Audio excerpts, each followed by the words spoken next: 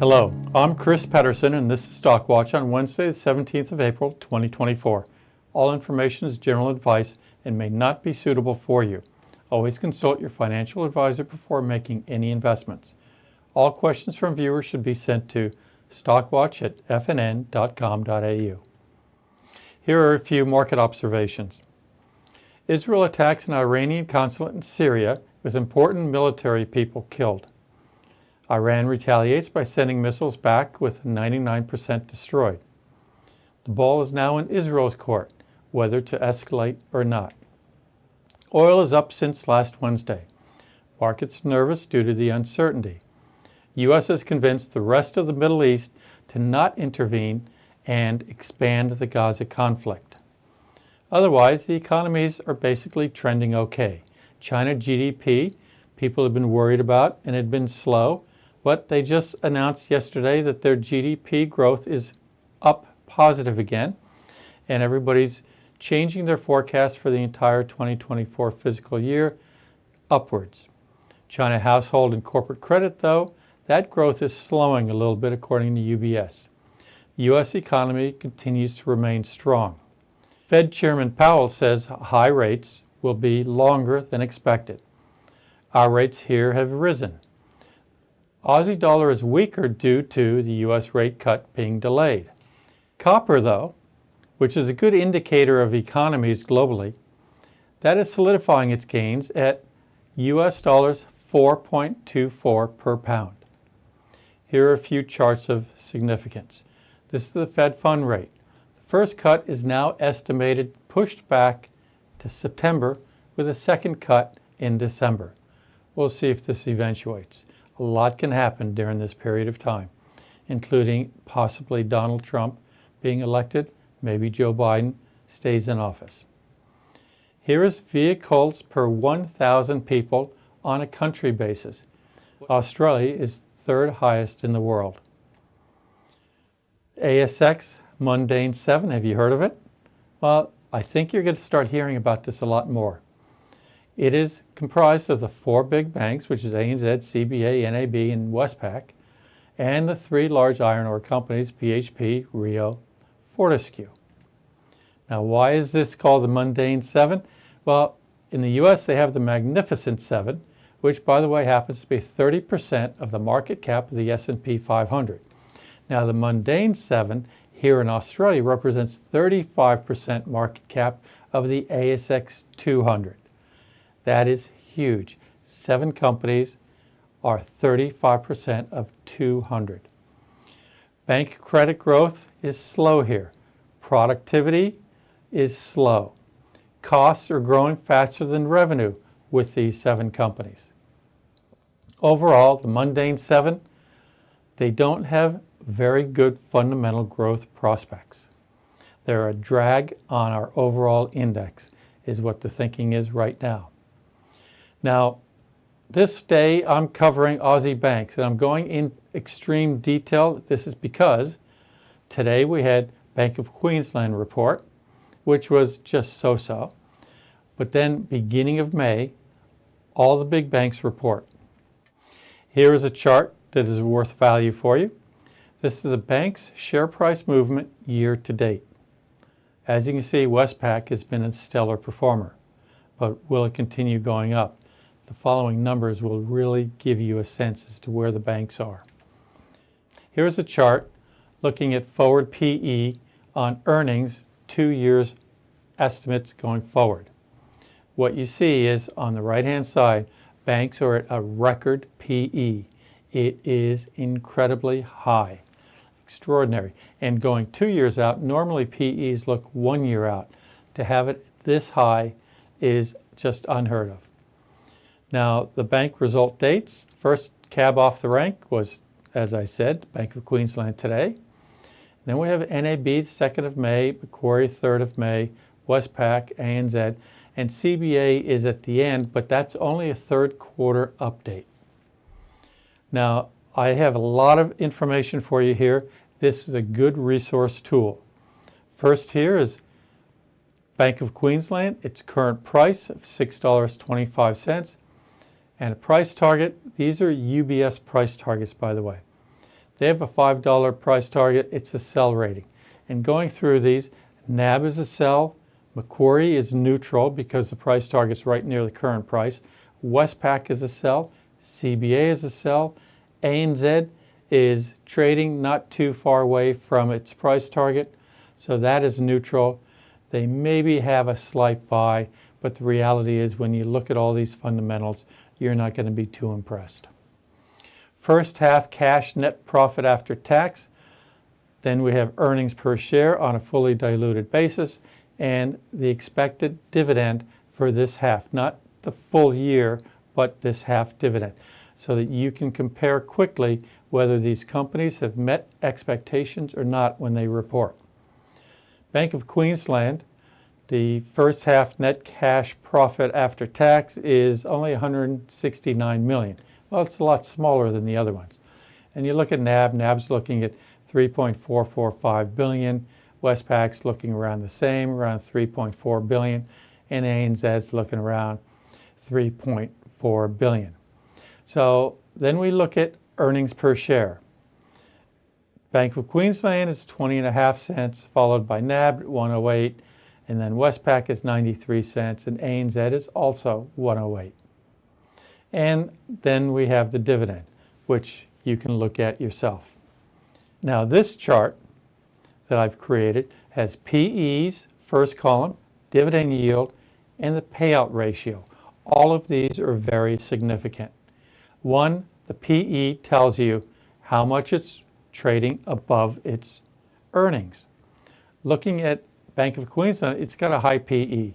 Banks generally trade at PEs of 11 to 12, sometimes 13.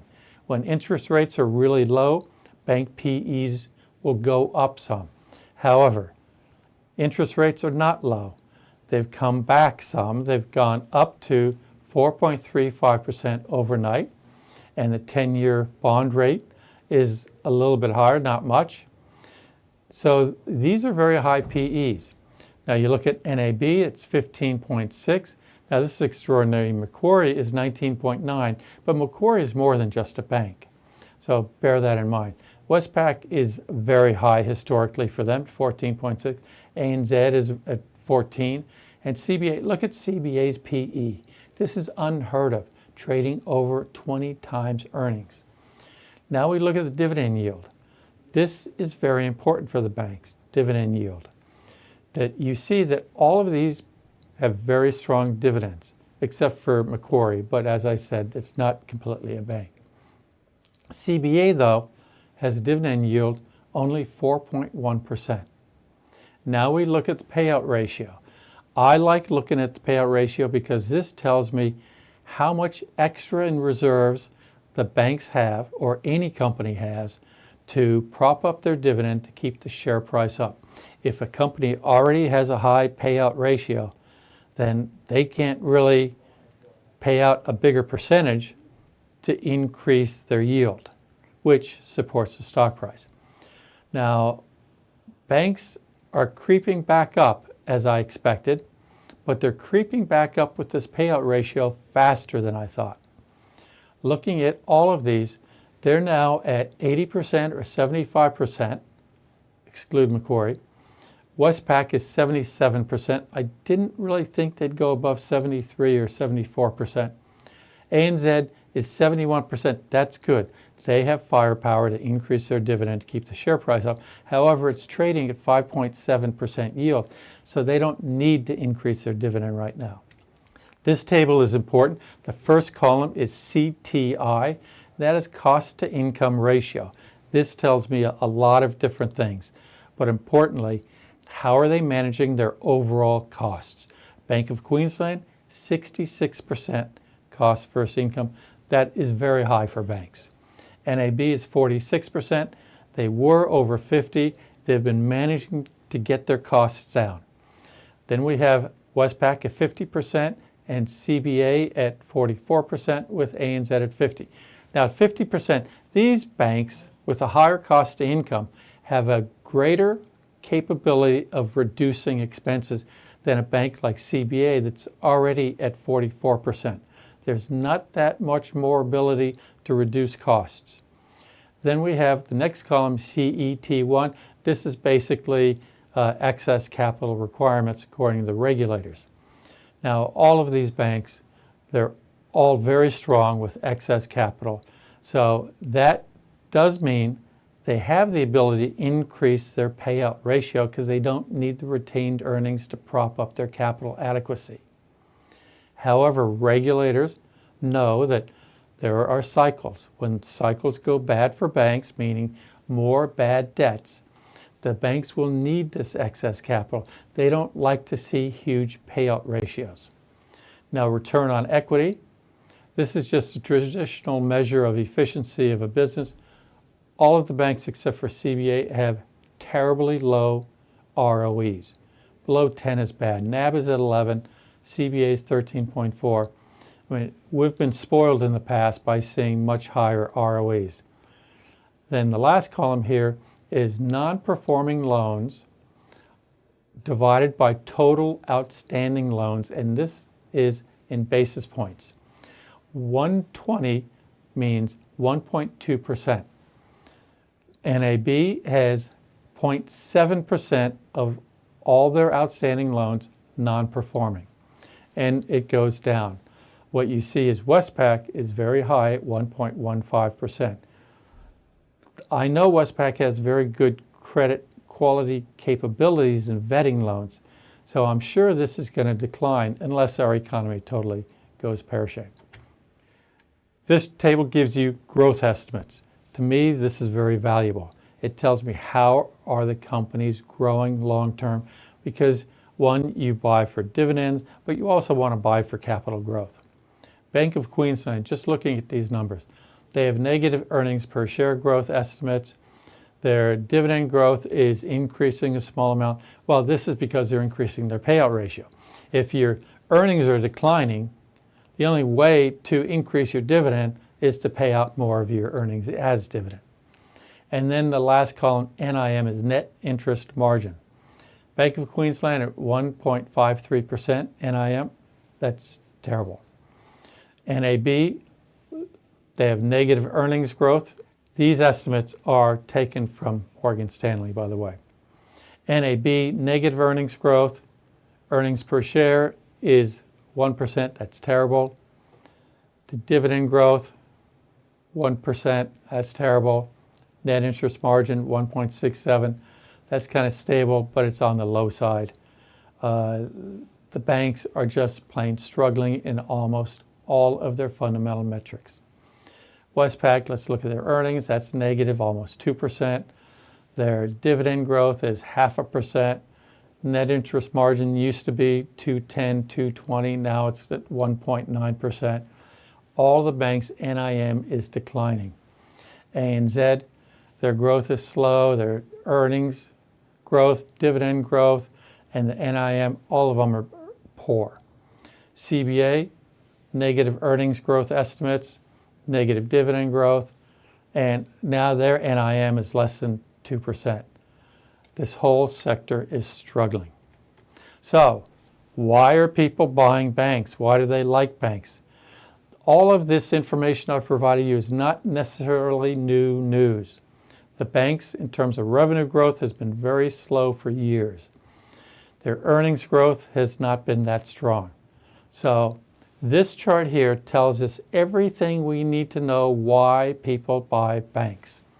The top line is the yield of the banks, and the bottom line is the 10-year bond yield to maturity. Now that top line shows that buying a bank share, you'll get a higher yield than buying a 10-year bond. But this chart doesn't add in the fact that bank dividends pay a franking credit. That is on top of that yield. So you can gross up those yields by dividing by 0.7 if you can fully utilize the franking credit. As such, as a yield stock, banks are pretty secure because they manage their debt very well. They might not be earning much in terms of growth, but they have a very solid business. It is repeating in terms of its revenue. It's not shrinking per se. The dividends are fairly safe. Buy banks for the yield. Anything else is just gravy. As always, if you want to learn more about anything I've talked about today, send an email request to stockwatch@fnn.com.au and direct it to me, Chris Pedersen. I hope you have a good week and that it's profitable. Thank you.